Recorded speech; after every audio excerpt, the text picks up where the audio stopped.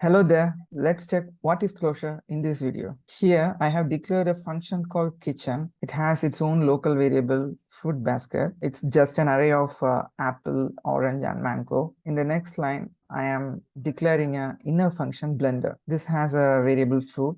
It just pick a fruit from food basket. It's done through array.shift method. If the fruit exists, I'll be returning food juice is ready, or else, sorry, food basket is empty. And then I'm returning the name of this inner function. Now let's start the execution. Here I am invoking the outer kitchen function and assigning it to a variable, get me a drink. This returns the inner function's name.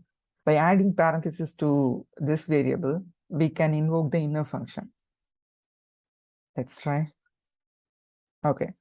Now the inner functions get executed and it returns apple juice is ready. This inner function get access to fruit basket, which is outside of its scope, which is an variable of outer function.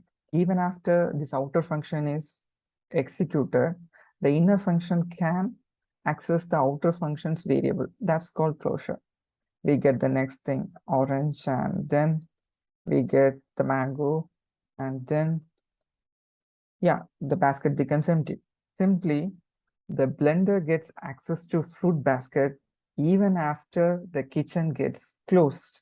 That's called closure.